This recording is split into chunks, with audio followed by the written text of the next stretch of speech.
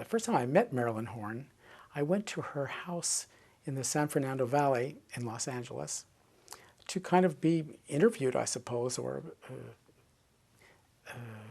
would I like to play for her?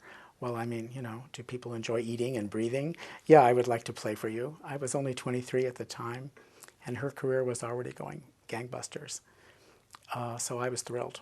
I anticipated you were perhaps asking me the first concert I did with Marilyn, and that I remember even more specifically. It was February 3, 1967, and it was in Macon, Georgia, at Wesleyan College there. And the reason I remember it is because I was hysterically nervous. And Marilyn, who should have been nervous herself because she was about to go on the stage with a kid for the first time, and she didn't really know how I would be under pressure. But instead of worrying about her own nerves, she pressed something into my hand when we were standing in the wings waiting to go on. And it turns out it was a silver lighter. In those days, people still smoked, you know. And the lighter was engraved MH to MK, numero uno. And I get chills even telling that story now to you. I still have the lighter. It doesn't work anymore. I don't smoke anymore. She never smoked.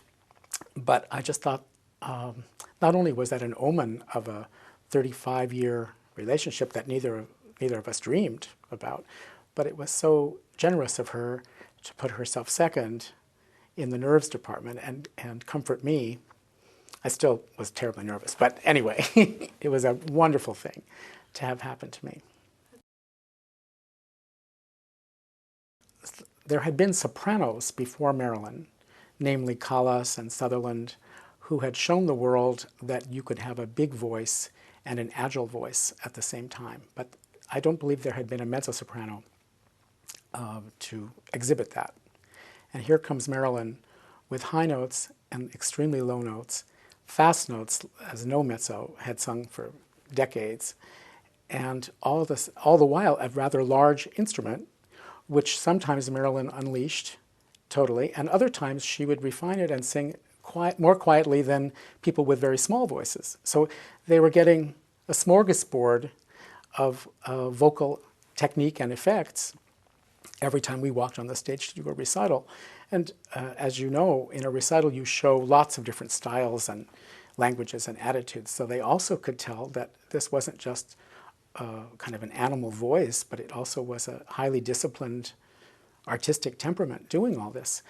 And she was, I mean, the word phenomenon is really the only word people were using in those days. 10 years later, of course, everybody knew she could do all this, so people just thought she was extraordinary as opposed to phenomenal by that point. But it was the not just applause, but the kind of wow factor that audiences would exhibit and experience was always in effect in those first recitals that we did. Well, it's a long partnership, okay? I'm always proud to say I'm the man that's been in her life the longest.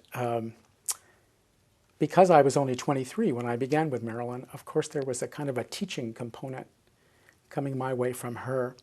But Marilyn never did it as a pedagogue or anything like that. It was always kind of between the lines teaching, that maybe by what she exhibited as a musician was the teaching for me. But I was so thrilled to get this chance to play for this phenomenal singer, as I called her already. And so it was that kind of relationship to begin with. But as the years proceeded, I also grew as an artist, thank God, and it became more of an even footing thing. So we would have conversations about what we wanted to do with the music rather than do this or do that or don't do this kind of thing. There even were times when I knew a repertoire better than she did. As the years proceeded, I think I was always a little bit better in the French language and she was always a little bit better in the Italian language. So she would listen to some suggestions about things in French. But I'd say from maybe the 5th year on, it was a real equal thing, and Marilyn made sure that it was always a chamber music kind of experience for both of us. When I tried something that she didn't like, or something was too fast even for her to sing, or too slow for her to sing, or too loud in an awkward part of her voice, she wouldn't hesitate to tell me. But it was never I never felt slapped or stupid in the choice that I made, you know? I guess you could say it started out as big sister and little brother, and then it ended up being twins kind of thing, occasionally father-daughter, occasionally mother-son. You know, that's how most partnerships that I've had go. How much tape do you have in the machine? If I start with her as a musician and a voice, as an instrument, I've learned what a voice can do. And unfortunately for everybody else I teach and play for, Marilyns' work set the bar very high and made my own standards what her standards were. Whether I meant to have that happen or not, I'm thinking that I never really knew what legato singing or playing was until I started working for Marilyn. And now, when I hear anything less than perfect legato, I'm either offended or appalled or sorry or sad or something like that. So she's really ruined everybody else's work for me in that department. I've also learned, sticking to the vocal thing, that if you stay yourself vocally, as she always did, she never tried to be more heroic than she was or more Minnie Mouse than she was or anything like that. If you stay yourself, your voice carries in the largest arenas of the world as well as the smallest arenas of the world. And you can sing, as she always did, she could sing incredibly soft notes that went to the back of the hall, and people would say that it seemed as though she were singing into their eardrum, despite the fact that she was singing very, very quietly. So that's what I learned, and I think as a teacher and a coach, that has informed me so that I can ask other people to try and behave like that. As a professional colleague, she's confirmed for me what integrity can do for a career and a life in music, because she's never lost that.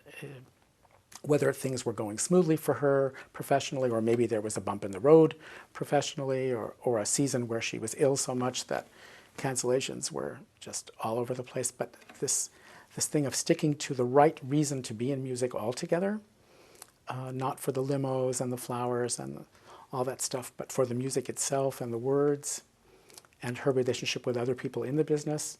I know this sounds like exaggeration, but I mean it quite sincerely. That I learned from her. And I've also learned what hard work will do. I've always been a hard worker myself, so it's not that Marilyn taught me that, but Marilyn confirmed for me that even a singer can be a hard worker, you know? Now when I am working with other people and after a half an hour's rehearsal, they say, you know, let's quit for today.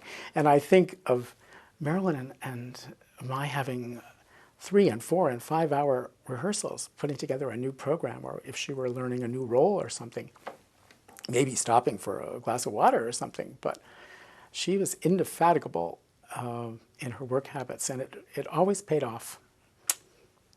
That's just a few of the things I can think of to tell you that I've learned from Marilyn Horne.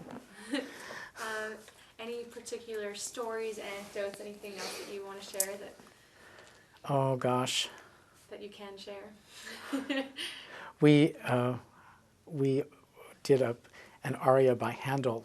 Very often it's called Iris Hence Away, and it's from his oratorio Semele. And it's very pompous and very grand and very Victorian, kind of mock heroic. And Marilyn sang it marvelously. It was actually on the very first concert I ever played for her. So we did it throughout her whole career with me. And it has a recitative in front of it, which is even grander than the aria, and the words are very highfalutin. And arise, Saturnia, from thy lethargy, seize the cursed adulteress, snatch her, and so forth. And one time in a suburb of Chicago, we were doing a recital, and when she sang the words snatch her and I played, the piano bench broke, and I fell on my ass right there in front of everybody. And we were just convulsed with laughter, Marilyn and I. So that's just the beginning of the story. So of course we left the stage, the technician came out, replaced the bench, whatever. The audience is wondering what's going on. We come back out, we start the aria again. we get to that same place, and we couldn't resist laughing again, so we totally broke down, had to leave the stage again. The third time out, now I imagine the audience was thinking about getting a refund, because this was only the second piece on the program. The third time out, we omitted the recitative lest that same thing happen. But do you know, for the next 20 years, every time we did that aria, we would get near that measure, and I could just feel us both armoring ourselves so that we wouldn't break down again. I even hear other people sing it now, and I'm not playing, and I still get nervous at that same place.